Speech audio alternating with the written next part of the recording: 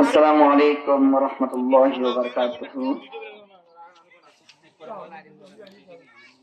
ইন্নাল হামদালিল্লাহ নাহমাদুহু ওয়া নাস্তাঈনুহু ওয়া নাস্তাগফিরুহু ওয়া নু'মিনু বিহি ওয়া নাতাওয়াক্কালু আলাইহি ونعوذ بالله من شرور أنفسنا ومن سيئات أعمالنا من يهده الله فلا مضل له ومن يضلله فلا هادي له أي فلن تجد له وليا مرشدا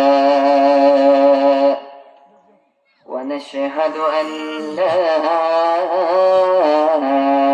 إله إلا الله وحده لا شريك له ونشهد أن سيدنا وحبيبنا ومولانا محمد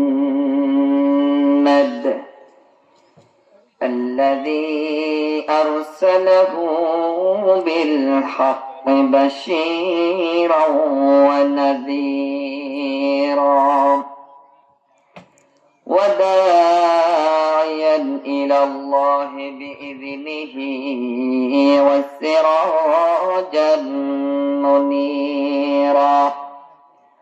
أما بعد فقد قال الله تعالى في كلامه المجيد وفرقانه الحميد. أعوذ بالله من الشيطان الرجيم. بسم الله الرحمن الرحيم. إن الله وملائكته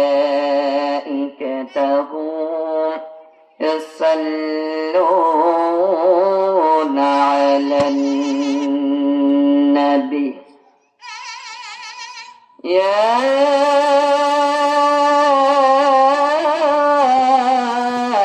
أيها الذين آمنوا صلوا عليه وسلموا تسليما.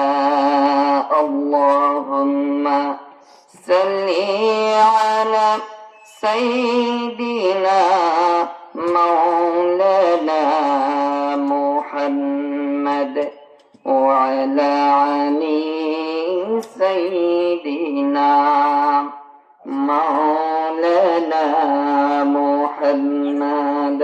اللهم صل على سيدنا مولانا محمد وعلى علي سيدنا مولانا محمد.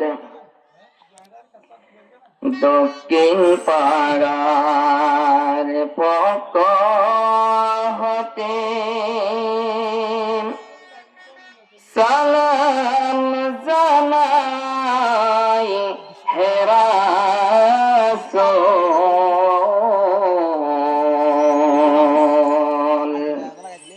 দক্ষিণ পাড়ার পক্ষ হতে সালাম জানাই হে রাসূল।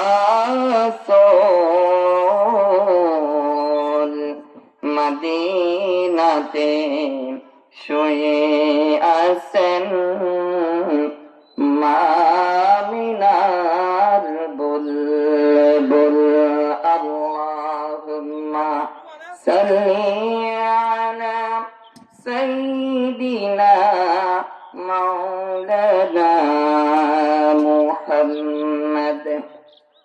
وعلى علي سيدنا مولانا محمد नहीं दो जहां में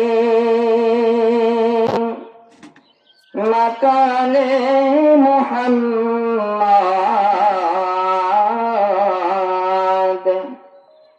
नहीं दो जहां में मकाने मोहम्मद ज़माने खुदा है कमाले मुहम्मद अल्लाहुम्मा सल्ली अला सय्यिदिना मौलाना मुहम्मद व अला आलि सय्यिदिना मौलाना मुहम्मद أعوذ بالله من الشيطان الرجيم بسم الله الرحمن الرحيم وقضى ربك ألا تعبدوا إلا إياه وبالوالدين إحسانا إما يبلغن عندك الكبر أحدهما أو كلاهما فلا تقل لهما أف ولا تنهرهما وقل لهما قولا كريما صدق الله العظيم وصدق رسوله النبي الكريم ونحن على ذلك من الشاهدين والشاكرين অধ্যক্ষের আয়োজিত ঐতিহ্যবাহী রামু উপজেলা পুনিয়া কলাম ইউনিয়নের অন্তর্গত দক্ষিণ পাড়া পঞ্চমতম ইসলামী সমাজ কল্যাণ পরিষদের উদ্যোগে ঐতিহ্যবাহী তাফসীরুল কুরআন মাহফিলের আজকের সম্মানিত সভাপতি বরেণ্য আলেম দ্বীন বিশিষ্ট ইসলামিক চিন্তাবিদ আমাদের সকলের মুরব্বী বিশিষ্ট আলেম দ্বীন জনাব হযরত মাওলানা মুহিবুল্লাহ সাহেব, আজকের মাহফিলের প্রধান বক্তা শুরুর ঢাকা থেকে আগত জনাব হযরত মাওলানা হাফেজ কারি মুফতি ফিরোজ আহমদ আনসারী সাহেব, জনাব হযরত মাওলানা বশির উদ্দিন সাহেব সহ আজকের সম্মানিত উলামা ইকরাম, মুরব্বিয়ান আযম, সমবয়সী ভাই বন্ধুগণ, পর্দার আড়ালের অবস্থানরত সম্মানিত মা ও বোনেরা, আসসালামু আলাইকুম ওয়া রাহমাতুল্লাহি তাআলা ওয়া বারাকাতুহু। শুরুতে মহান আল্লাহ রাব্বুল আলামিনের দরবারে লাখ কোটি শুকর আদায় করছি যে আল্লাহ তাআলা আমাদেরকে আজকে একটি বিশাল তাফসীর কুরআন মাহফিলে আসার জন্য, বসার জন্য এবং ঘরে ঘরে বসে কোরআনের তাফসীর শোনার জন্য তৌফিক দান করলেন। সেই জন্য মুনিবের দরবারে আমরা একবার শুকর আদায় করছি, আলহামদুলিল্লাহ। প্রিয় উপস্থিতি, আজকের পঞ্চমতম তাফসীর কুরআন মাহফিল, যেহেতু এই তাফসীর কুরআন মাহফিল এটা কি আল্লাহ পাকের নিয়ামত, যারা এই এত কষ্ট করে আজকের মাহফিলটা সাজাইলেন, মাহফিলের জন্য কষ্ট করলেন, যুবক ভাইরা, এলাকার বাসীরা, সবাইকে আন্তরিক ধন্যবাদ জানাই। বিশেষত আমার শ্রদ্ধেয় আমার বন্ধুবর জনাব হযরত মাওলানা শহীদুল্লাহ সাহেবকে এবং অন্যান্য জানা অজানা সবাইকে আজকের যেহেতু তাফসীর কোরআন না পেলে এখানে তাফসীর করতে হয়, আমি চেষ্টা করব যথাযথ সময়ের ভিতরে অল্প কিছু আলোচনা আপনাদের সম্মুখে উপস্থাপন করে আমাদের জীবনটা যেন ধন্য হয়ে যায়। এই জন্য আপনাদের সম্মুখে আমি একটি আল্লাহর 30 পারা কালামুল্লাহ শরীফ থেকে সূরাতুল বনী ইসরাঈলের 24তম আয়াতে কারিমা তেলাওয়াত করেছি। এই আয়াতের ভিতরে আল্লাহ রাব্বুল আলামিন আমাদের জন্য দুইটি নির্দেশনা দিয়েছেন, আমাদেরকে দুইটি বৈশিষ্ট্য সৃষ্টি দিয়েছেন। আমাদেরকে রব্বুল আলামিন দুই ধরনের বিশেষণ এখানে এই আয়াতের মধ্যে দিয়ে দিয়েছেন। এক নাম্বার হলো, যেমন আল্লাহ রব্বুল আলামিন বলেন, وَقَضَى رَبُّكَ أَلَّا تَعْبُدُوا إِلَّا إِيَّاهُ। রব্বুল আলামিন সিদ্ধান্ত নিলেন, হে আমার বান্দা বান্দিরা, একমাত্র আল্লাহ তা'বুদু ইল্লা ইয়া, একমাত্র কেবলমাত্র শুধুই মাত্র আমি আল্লাহ ছাড়া পৃথিবীর আর কারো ইবাদত করা যাবে না। একমাত্র আমার ইবাদত করতে হবে, এটাই এক নম্বর ডিসিশন, রব্বুল আলামিনের এক নম্বর ফয়সালা। এই জন্য আল্লাহ রব্বুল আলামিন প্রতিটি কোরআনের জায়গায় জায়গায় এমন কথা বলেছেন, আল্লাহ রাব্বুল আলামিনের ইবাদত যদি করতে হয় তাহলে ইবাদত কিভাবে করবেন, ইবাদত কিভাবে হবে। রব্বুল আলামিনের এক নম্বর সিদ্ধান্ত, আল্লাহ ছাড়া পৃথিবীতে কাউকে সিজদা করা যাবে না। এই পৃথিবীতে একমাত্র আমাদেরকে সৃষ্টি করেছেন আল্লাহর ইবাদত করার জন্য। যেমন আল্লাহ রাব্বুল আলামিন অন্য জায়গায় বলেছেন, وَمَا خَلَقْتُ الْجِنَّ وَالْإِنسَ إِلَّا لِيَعْبُدُونِ। আল্লাহ রাব্বুল আলামিন বলেন, وَمَا خَلَقْتُ الْجِنَّ, আমি জিন সৃষ্টি করলাম, ওয়াল ইনসা, ইনসান জাতিকে সৃষ্টি করলাম, ইল্লা লিয়াবুদুন, একমাত্র আমি রব্বুল আলামিনের ইবাদত করার জন্য। আমি আল্লাহর ইবাদত করার জন্য আমি পৃথিবীতে দুই ধরনের জাতি সৃষ্টি করেছি, একটি হচ্ছে জিন জাতি, আরেকটি হচ্ছে ইনসান জাতি। ইনসান মানে আমরা যারা মানুষ, আমরা যারা আল্লাহর কাছে পরিচয় দিই, ওয়াল ইনসা, আমরা যারা ইনসান পরিচয় দিই, রব্বুল আলামিন আমাদেরকে এত সুন্দর করে বলেছেন, হে আমার জাতিরা, তোমাদের জন্য আমি রব্বুল আলামিন আমার ইবাদত করার জন্য একমাত্র কেবলমাত্র আমাকে সিজদা করো, আমাকে একমাত্র ডাকো, আমার কাছে নতশির হয়ে আমাকে যখন সিজদা করবা, রব্বুল আলামিন বলে আমার বান্দা সিজদা করার মধ্যেই আমি রব্বুল আলামিনকে পেয়ে যাই। এই জন্য আমার ভাইরা, রব্বুল আলামিনের ইবাদত করতে হবে। এই পৃথিবীতে কারো গোলামি করা যাবে না, কারো ইবাদত করা যাবে না। পৃথিবীতে যা কিছু আছে সব কিছু হচ্ছে আল্লাহর বিরোধিতা। একমাত্র আল্লাহ রব্বুল আলামিন আমাদের সৃষ্টিকর্তা, মাবুদ কর্তা। যাকে স্মরণ করবো, আল্লাহকে স্মরণ করবো।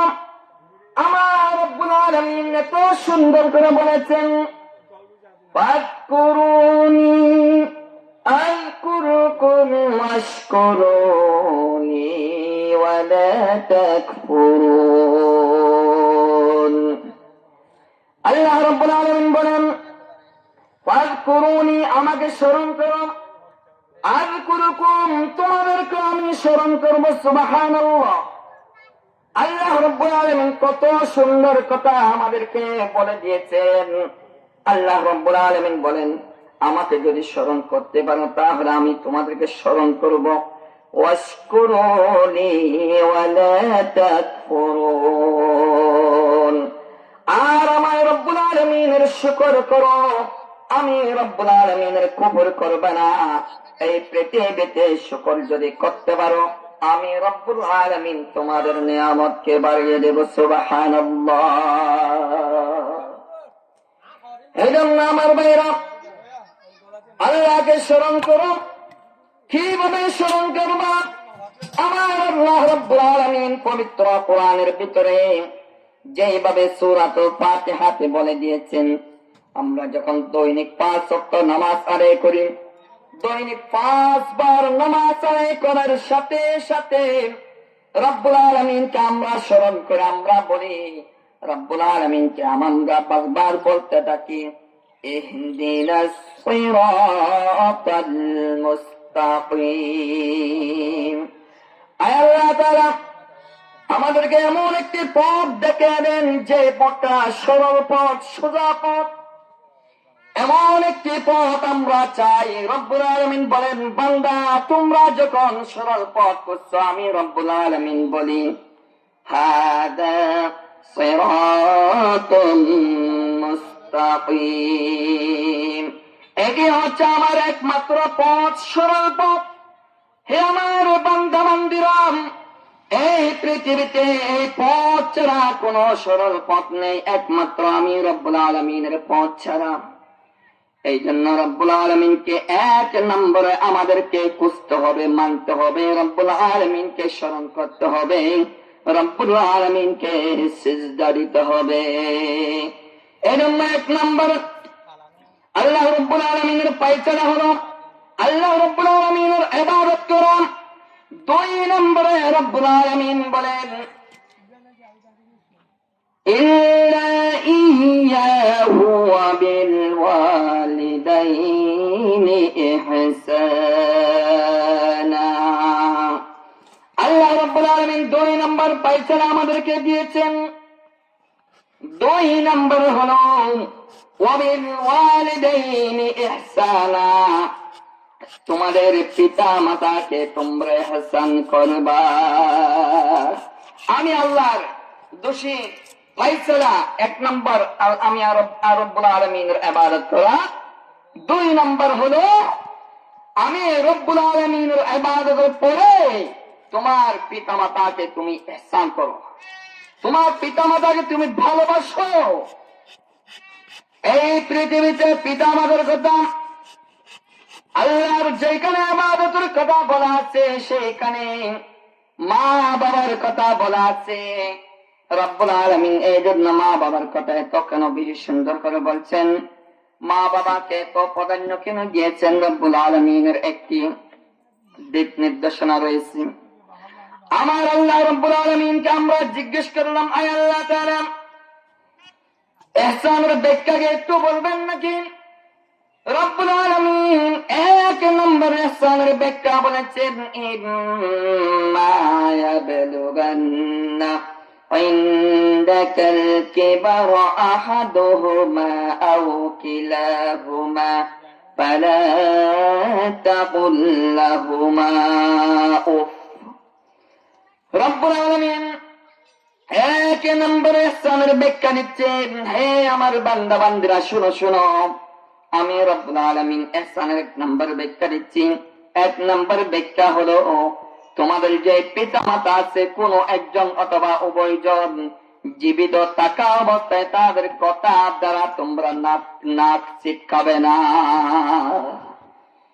এই পৃথিবীতে অনেক সন্তান আছে যারা পিতা মাতার কথার দ্বারা নাক ছিটকায়, পিতা মাতার কথা দ্বারা অপশব্দ ব্যবহার করে।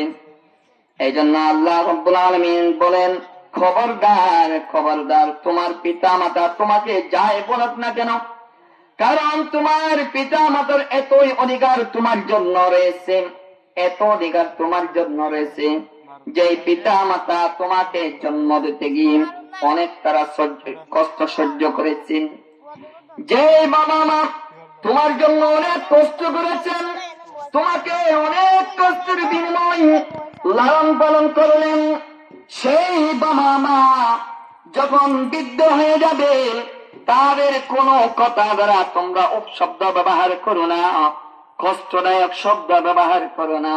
আল্লাহ তোমাদেরকে নিষেধ করলেন। এক নাম্বার বেকার হলো আল্লাহ রাব্বুল আলামিনের এই ওয়াদা। তোমাদেরকে বলছেন তোমরা এক নাম্বারে তোমার পিতা মাতাকে কষ্ট দেবে না। এই জন্য আমাদের পৃথিবীতে অনেক মানুষ আছে, এই দুনিয়াতে অনেক বাড়িতে এমন কিছু ছেলে মেয়ে আছে যারা পিতা মাতা যখন বৃদ্ধ হয়ে যায়, আমার বাবা আমার মা যখন বৃদ্ধ হয়ে যায় তাদেরকে বিভিন্ন ধরনের কষ্ট দেয়, তাদের কথার দ্বারা কষ্ট নেই, তাদেরকে এমন কষ্ট দেয় যে কষ্ট আল্লাহ রাব্বুল আলামিন পর্যন্ত সহ্য করতে পারে না। এই জন্য পৃথিবীতে যারা যুবক রয়েছেন, যাদের পিতা মাতা রয়েছেন, আপনারা তাদেরকে কষ্ট দিবেন না। আপনার বাবা আপনার মা আপনার জন্য বেহেশত, আপনার বাবা আপনার মা আপনার জন্য রহমত। যার বাবা মা দুনিয়ায় থাকাকালীন তাদেরকে সম্মান করতে পারে নাই, যে বাবা মাকে সম্মান ইজ্জত দিতে পারে নাই, তার চেয়ে পোড়া কপাল, তার চেয়ে হতভাগা এই পৃথিবীর আর কেউ হতে পারে না। এই জন্য পিতামাতা সকলের জন্য আল্লাহ রাব্বুল আলামিন রহমত স্বরূপ হিসেবে দিয়েছেন। তাদেরকে সুনজরে দেখাও, সুনজরে দেখার পরে আল্লাহ রাব্বুল আলামিন আপনার আমলনামায় সদকায়ে জারিয়া সওয়াব, আপনার আমলনামায় হজের সওয়াব লিপিবদ্ধ করে দেয়। সুবহানাল্লাহ। এই জন্য আমার ভাইরা, এক নম্বরে ইহসানের ব্যাখ্যা হলো পিতা মাতাকে সম্মান করবা। দুই নম্বর আল্লাহ রাব্বুল আলামিন বলেন ওয়ালা তানহারহুমা ওয়া কুল লাহুমা কাওলান কারীমা। তাদেরকে সম্মান করো। ওয়া কুল লাহুমা কাওলান কারীমা, তাদেরকে ইজ্জত করো, সম্মানের মতন সম্মান করো, তাদেরকে সম্মান দাও, তাদের কথা দ্বারা তোমরা কষ্ট নিও না। এই পৃথিবীতে অনেক ব্যক্তি আছে যারা কথা দ্বারা কষ্ট নেই। হযরতে বিশ্ব নবী সাল্লাল্লাহু আলাইহি ওয়াসাল্লামের জমানায় একজন সাহাবা ছিলেন আল-কমার। ওই সাহাবা এমন একজন 5 ওয়াক্ত নামাজি সাহাবা ছিলেন, তার মৃত্যুর সময় সেই 2 দিন 3 দিন পর্যন্ত কষ্ট নিচ্ছি, মৃত্যু হচ্ছে না। এমন সময় বিশ্বনবী সাল্লাল্লাহু আলাইহি ওয়াসাল্লাম বলেন, ও আমার সাহাবারা, তোমরা সবাই আমার আল-কমারের চতুর্পাশে বসে আল্লাহর পবিত্র কালামুল্লাহ শরীফ তেলাওয়াত করো, আল্লাহর কাছে দোয়া করো, আল্লাহর কাছে সাহায্য চাও। সবাই বড় বড় আওয়াজে পবিত্র কালামুল্লাহ শরীফ তেলাওয়াত করো, কালিমা পড়ো। এই কথা বলার পরও সেই মৃত্যু হচ্ছে না। বিশ্বনবী সাল্লাল্লাহু আলাইহি ওয়াসাল্লাম সিদ্ধান্ত দিলেন, ও আমার সাহাবারা, আল-কমারের স্ত্রী দুনিয়াতে আছে নাকি? হলে হ্যাঁ হুজুর আছে।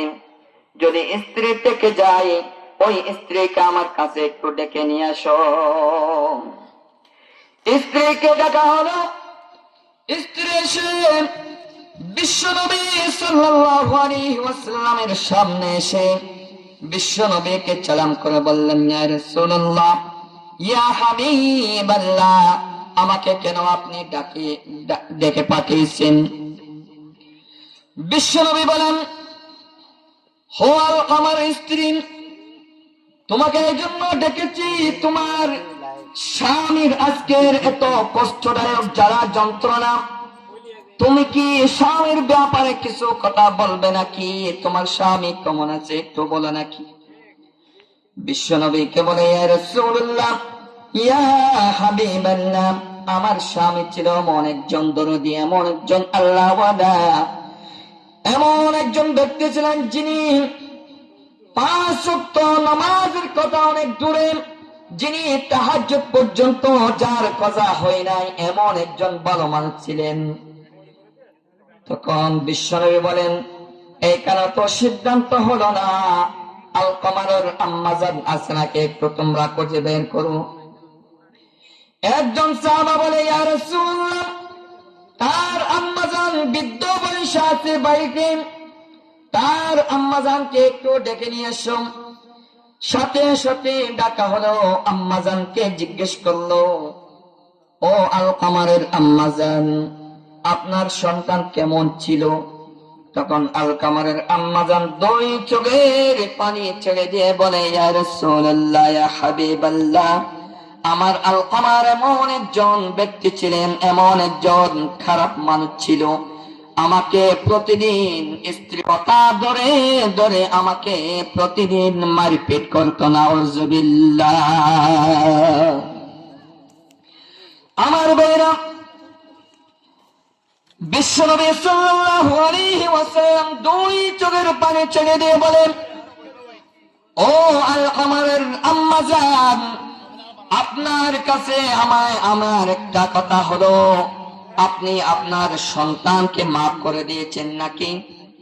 আলকামারের আম্মাজান বলে, না না ইয়া রাসূলুল্লাহ, ইয়া হাবিবাল্লাহ, আমার পরাণ চলে যেতে পারে, কিন্তু আমি আলকামারকে আমি মাফ করে দেব না।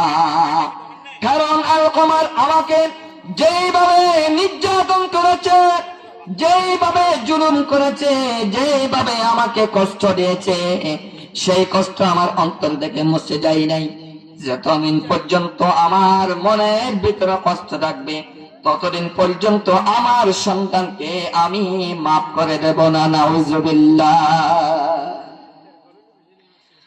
এজন্য আমার ভাইরা, বিশ্বনবীর সিদ্ধান্ত গ্রহণ করল, ও আমার সাহাবীরা, তোমরা একটি সিদ্ধান্ত নাও, লাকড়ি নিয়ে আসো, পেট্রোল নিয়ে আসো, আগুনের ব্যবস্থা করে দাও। এই আলকামারকে আগুনে ফেলতে হবে। তোমরা আগুন জ্বালাও। তখন গাছের ভিতরে আগুন দিয়ে দাও। আগুন দেওয়ার পরে দাও যখন আগুন চলতেছে, এমন সময় বিশ্বনবী সাহাবাদেরকে বলেছেন, ও আমার সাহাবারা, আলকামারকে কুত্তার মতন করে চেঁচে ওই আগুনে ফেলে দিয়ে আসো। যখন সবাই আলকামারকে নিয়ে যাচ্ছে, এমন সময় আলকামারের আম্মাজান 2 চোখের পানি ছেড়ে দিয়ে বিশ্বনবীর পায়ের মধ্যে পড়ে বলে, ইয়া রাসূলুল্লাহ, ইয়া হাবিবাল্লাহ, আমার আলকামারকে আপনি আগুনে ফেলবেন না। ইয়া রাসূলুল্লাহ, আমার নারী শ্রেয়তন, আমার আদরের সন্তান ছিল। ইয়া রাসূলুল্লাহ, আলকামার আমাকে কষ্ট দিতে পারে, আমি কে মা, তাকে কষ্ট দিতে পারে নাকি? ইয়া রাসূলুল্লাহ, আমার আলকামারকে আমি মাফ করে দিলাম, আমার আলকামারকে আপনি একটু আগুনে ফেলবেন না। সুবহানাল্লাহ। ও গো মা, তুমি এই ধরনের শ্রেষ্ঠ নিয়ামত, ও গো মা, তুমি এই ধরনের শ্রেষ্ঠ নিয়ামত, তোমার পদতলে রয়েছে জান্নাত, তোমার পদতলে রয়েছে জান্নাত। আমার ভাইরা, সাথে সাথে আলকামারের মুখ থেকে বেরিয়ে আসলো, লা ইলাহা ইল্লাল্লাহু মুহাম্মাদুর রাসূলুল্লাহ। সাথে সাথে আলকমার মা পাওয়ার পরে সেই ইন্তেকাল করেছেন। সুবহানাল্লাহ। এই জন্য আমার ভাইরা, এই পৃথিবীতে যাদের পিতা মাতা রয়েছে তাদেরকে কষ্ট দেওয়া যাবে না, তাদেরকে ভালোবাসা, তাদের আদর মোহাব্বত সবকিছু উজাড় করে দিতে হবে। যাদের পিতা মাতা রয়েছে তাদের জন্য আপনি সব সময় রহমদিল হবেন। আপনি যখন তাদের সম্মান করবেন, ইজ্জত করবেন, আল্লাহ তাআলা রব্বুল আলামিন আপনার ইজ্জতকে বাড়িয়ে দেবে, সম্মানকে বাড়িয়ে দেবে। এই জন্য আল্লাহ রব্বুল আলামিন 2 নম্বরে ব্যাখ্যায় 3 নম্বরে ব্যাখ্যায় বলেছেন, ওয়াখফিদ লাহুমা জানাহাদ-দুররি মিনার রাহমাতি ওয়া ক্বার রাব্বিরহামহুমা কামা রাব্বায়ানি সগীরা। রব্বুল আলামিন বলেন, আল্লাহর কাছে রহমতের জন্য দোয়া প্রার্থনা করো, তোমার পিতার জন্য, তোমার মায়ের জন্য রহমতের কামনা করো। আর তারা যখন খবর চলে যায় তাদের জন্য দোয়া করো, ওয়াকুর রাব্বিরহামহুমা কামা রাব্বায়ানি সগীরা। আল্লাহ তাআলা তাদেরকে কবরের ভিতরে শান্তিতে রাখুন, তাদেরকে কোন কষ্ট আপনি দেবেন না, তাদের জন্য দোয়া করুন। এই পৃথিবীতে যাদের মা বাবা আছে তাদের জন্য দোয়া করুন, আয় আল্লাহ আমাদেরকে যেভাবে লালন পালন করেছেন, ছোট্ট কালে আমাদেরকে আদর যত্ন দিয়েছেন, সেইভাবে আল্লাহ রহমতের কোলে, রহমতের চাদরে তাদেরকে ঢাকিয়ে রাখো। এই জন্য আমার ভাইরা, পিতা মাতার কোন প্রকার কষ্ট দেওয়া যাবে না। কারণ যাদের মায়ের কষ্ট, পিতার কষ্ট যার ভিতরে আছে, যার উপর লানত আছে, পিতা মাতার বদদোয়া আছে, সেই জীবনে মানুষ হতে পারবে না, সেই জীবনে লাঞ্ছিত, অপমানিত। তার জীবনে কোটি কোটি টাকা থাকতে পারে, কিন্তু তার কোনো সম্মান থাকবে না, ইজ্জত থাকবে না। এমনকি তার স্ত্রী সন্তানও তাকে সম্মান দেবে না। এই জন্য যাদের পিতা মাতা আছে আমি অনুরোধ করব, তাদেরকে সম্মান করা শিখুন, তাদেরকে ইজ্জত করুন। আজকের মাহফিল থেকে শিক্ষা গ্রহণ করুন। তাদেরকে যদি আপনি ইজ্জত করতে পারেন, সম্মান দিতে পারেন, আপনার জন্য আল জান্নাতু তাহতা আকদামিল উম্মাহাত, তাদের জন্য রয়েছে জান্নাত, তাদের মায়ের পায়ের তলে রয়েছে জান্নাত। সুবহানাল্লাহ। আপনি যখন জান্নাতে যাবেন সেইখানেও মায়ের দোয়া লাগবেন, আপনি যখন কবরে যাবেন সেইখানেও মায়ের বাবার দোয়া লাগবে, আপনি যখন দুনিয়া চলবেন সেইখানেও বাবা মায়ের দোয়া লাগবে। এই জন্য আমরা যারা আছি, আমরা সামনের দিকে যা দেখি তাই দেখি, পেছন দিকে দেখি না। আমার হাবিব সাল্লাল্লাহু আলাইহি ওয়াসাল্লাম বলেন, ও আমার সাহাবারা, আমি সামনের দিকে যা দেখি পেছনেও তা দেখি। কিভাবে দেখেন ইয়া রাসূলুল্লাহ, ইয়া হাবিবাল্লাহ? একদিন বিশ্বনবী কবরের পাশ দিয়ে চলে যায়, সাহাবাদেরকে সামনে নিয়ে, সাহাবাদেরকে সাথে নিয়ে যখন রাস্তার পাশ দিয়ে চলে যায়, কবরের পাশ দিয়ে চলে যায়, হঠাৎ করে একটি কবর দিকে লক্ষ্য উদ্দেশ্য করে বলে, ও সাহাবারা, এই কবর কি কার, তোমরা চেনো নাকি? সাহাবারা বলে, একজন বলে উঠল, ইয়া রাসূলুল্লাহ, ইয়া হাবিবাল্লাহ, এই কবরটি হলো এমন একজন ব্যক্তির, তার একমাত্র দুনিয়াতে, পৃথিবীতে একজন মা ছাড়া আর কেউ নেই। সুবহানাল্লাহ। সাহাবারা জিজ্ঞেস করলো, ইয়া রাসূলুল্লাহ, ইয়া হাবিবাল্লাহ, আপনি এই কবরের কথা কেন বলছেন? বিশ্বনবী বলেন, ও আমার সাহাবারা, আমি যা দেখি তোমরা তো তা দেখো না। আমি এখানে দেখতে পাচ্ছি যে এমন একটি সমস্যা, এই কবর চিৎকার করে আমার ডানেও মাটি, আমার বামেও মাটি, আমার সামনেও মাটি, আমার পেছনেও মাটি, আমার উপরেও মাটি, আমার নিচেও মাটি, চতুর্দিকে মাটি, এবং আর চতুর্দিকে আগুন ছাড়া আর কিছুই নাই। এই কথা বলে চিৎকার করে সেই সাহাবা এইভাবে যখন চিৎকার করতে থাকে, বিশ্বনবী বলেন, এই যুবক এমন ভাবে চিৎকার আছে, এই জন্য আমি বলি এই কবরটি কার? সাহাবারা বলেছেন, ইয়া রাসূলুল্লাহ, কবরটি হলো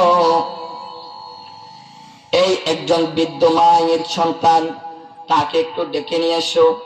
ডাকার পরে মাকে জিজ্ঞেস করলো, এটি কি আপনার সন্তানের কবর?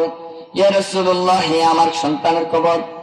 ইয়া রাসূলুল্লাহ, আমার সন্তান যে একজন খারাপ মানুষ, আমি যখন আমার সন্তানকে গর্ভধারণ করেছি, তাকে জন্ম দেওয়ার পরে আমার স্বামী দুনিয়া থেকে বিদায় গ্রহণ করেছি। ইয়া রাসূলুল্লাহ, আমার স্বামী দুনিয়া ছেড়ে চলে গেছে। এই সন্তানের চেহারা দেখে দেখে আমি পৃথিবীতে কাউকে বিয়ে করি নাই। আমি এই সন্তানের চেহারা দেখে দেখে আমার জীবনটা কাটিয়ে দিয়েছি। ইয়া রাসূলুল্লাহ, আজ 3 বছর হলো আমার সন্তান বিদায় গ্রহণ করলো।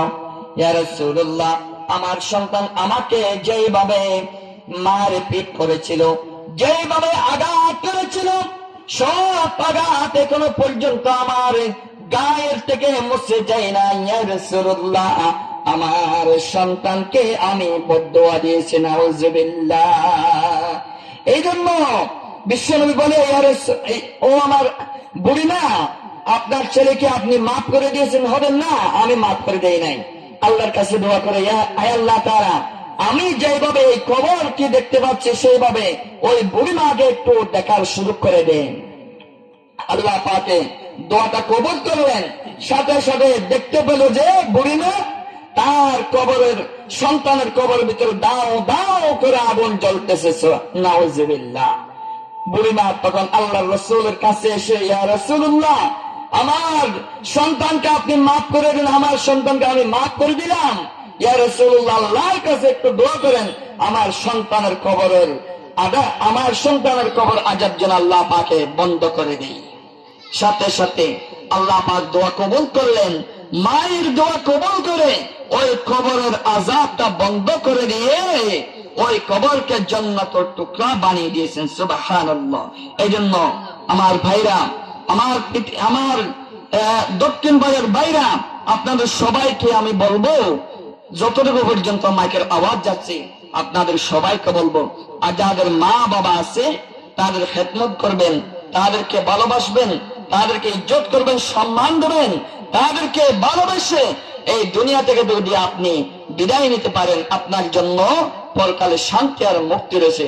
সকলে বলুন সুবহানাল্লাহ। ওয়া আখিরু দাওয়ানা আলহামদুলিল্লাহি রাব্বিল আলামিন ওয়া মা তাওফীকি ইল্লা বিল্লাহ। আসসালামু আলাইকুম ওয়া রাহমাতুল্লাহ।